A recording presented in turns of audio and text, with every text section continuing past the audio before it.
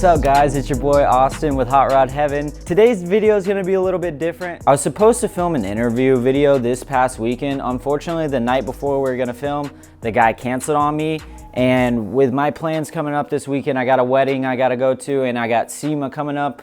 I didn't want to just not post a video, so I figured, hey, why not kind of show you guys what I drive on a regular basis. This car is a 1973 Ford Maverick. We actually got the car from a family here in Orlando, not far from my house now. They were from Puerto Rico, brought the car from Puerto Rico with them over here. The guy who was actually selling it didn't even speak English. His son had to translate for us, so they were just really cool people. The car did need a little bit of work when we first got it. The AC didn't work, the windows didn't roll up, interior was kind of beat up. When we got the car, it looked pretty much all original. I mean, it had the original hubcap wheels on it. I believe it's only been painted over one other time from what I can remember, and it's the same color. This is like the factory color on it. When we got it to now, we've definitely changed it up a little bit. Still has the same stock motor. It's a 250 cubic inch inline six, so nothing crazy. It's really just a cruiser car. This is something I just take out, go get some groceries, coffee, whatever. With the horsepower on this thing, it's pretty freaking low. I want to say it's around like anywhere from 100 to 150 maybe. When I take this to car shows, Turkey Rod Run, whatever, everyone loves that it's this inline six and it just brings back a really core memory with people. So I figured, you know what, man, why not just keep it there? I'd rather keep it original. I would love to maybe put some like nice exhaust on this thing to make it sound like a little bit better, but for the meantime, hey, she gets the job done and she gets me from A to B. I'm not taking this on the interstate or anything. Around the local town, man, this thing is perfect and it runs just so good. I'm glad that I have this Maverick, man. I'm cool that I could still be a part of history with these cars, and with my granddad drag racing one and my dad now drag racing one. I'm not drag racing one, but I can cruise this one on the streets and just let the name live on. Another thing we did was change the wheels on here. These are like some Magnum 500. They're by HK wheels. They are 17s on here. I mean, dude, we get so many compliments on these wheels. I give all the credit to my dad on that. So on the front, we actually lowered it a little bit. My dad, he cut out, I wanna say a coil and a half on the front spring, and then on the back, he put 2-inch lowering blocks on the leaf springs to help it get a little bit lower and help that stance in the back. And man, this stance on this thing is so nice. It's probably one of the better ones I've seen in Mavericks besides like the drag cars. So he definitely killed it on that. And paired with the wheel selection, it's just chef's kiss. This is like my favorite part of this entire car. I just love the look of a classic car interior. I'm talking like the stock gauges, the stock steering wheel, everything, man. This thing is just perfect. Really the only thing that we changed in this interior was the seats. When we first got it, it was all this vinyl here, and it had some rips here where the passenger sat and the driver sat. So my dad got a local guy in Savannah that he knows to redo the interior, and he added this lighter tan, I don't even know what material to call this, twill maybe, I'm not sure, but it's kind of perfect. It fits so well, it looks like it could be the original interior of the car. It does have an AM FM radio. It doesn't work, but I do have a speaker that I hook up to my phone in the back seat. We got AC in here.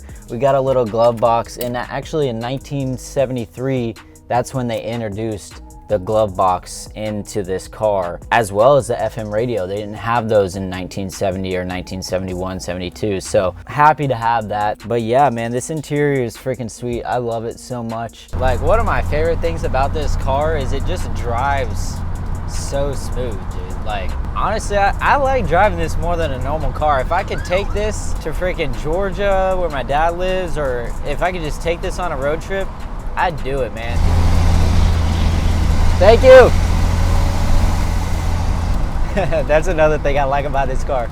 Just driving, people thumbs up, asking me questions about it, just driving around. It's pretty cool, man. By the way, right now I'm about to go drop off some shirts to get printed for Hot Rod Heaven. I'm gonna pop them up on the screen. Let me know what you think of these. 2 of them I designed myself. The other one someone else designed for my dad for his car. Let me know if you would buy these. If we get some good feedback, I think we might go ahead and make a website and and try to start selling those. Definitely let me know what you think in the comments below. See what we can do with these. One thing that's actually pretty interesting about this car is in the 1970s, there was like a gas shortage, an oil crisis in that time. And so Ford ended up making the Maverick because a lot of people were getting like imports, Toyota, stuff like that, you know, and Ford made this Maverick to be the import killer. And what's crazy enough is that in their first year of being in production, the Maverick sold almost as many cars as the Mustang did its first year in production. I think in their 8-year run, they sold around 2 million cars, and I think that's why everybody and their brother has a Maverick story, because they're so popular, so many were sold. Unfortunately now, you don't see them barely at all because they would just get thrown in the junkyard, totaled, break down, whatever. They're just disposable, cheap cars. And I mean, their first year on the market, they were $19.95, so it's pretty cheap for back in the day. Yeah, it's a shame that they're not around much anymore, but I'm glad I'm able to keep these cars alive a little bit. I know they have the truck now, but that shit don't count, man. This is a real classic right here, baby. This is a real Maverick right here. One thing I didn't mention earlier was that my dad originally bought this car. He's the one who did the work to it. Every time I would go to Georgia to go see him, I would beg him to drive this car. Eventually that begging of driving the car turned into begging of buying the car. So many people wanted to buy this car off my dad, but luckily, being his son, I was first in line. So he brought it down here one summer and I was able to buy it from him, and I drove it. I drove the tires off this thing. Dad was a little surprised how much I was driving it, but I told him, dude, I was like, look, man, this is like my daily driver. When it's good, the weather's perfect, I'm driving this thing. I don't care about my new car or whatever. This is freaking the greatest feeling ever. I'll get buried in this thing, bro. Like, this car is not getting sold. That's for sure. Well, guys, I hope that you like seeing what kind of car I drive on a daily basis. I also want to give a huge shout out to Gum Out. They honestly helped me so much by sponsoring this channel, helping me make more videos and create more content for you guys. What they did was they hooked me up with some Regain fuel cleaner. What this does is cleans out the entire fuel system, removes carbon deposits, cleans fuel injectors and carburetors to maximize fuel economy and improve horsepower, which I needed in this little car. I mean, to be honest, this car sits most of the summer, and so when I started her back up, she was spitting and sputtering. I threw this in there and it made a world of difference. It drove like new again. And I'm hoping to have some more interview videos for you guys. I think that's gonna come in a few weeks, maybe a month. Like I said, I have the wedding I'm going to, SEMA, and then we're going to Street and Eat. So I'll definitely have some content there. Please like this video, subscribe, and I'll see you next time.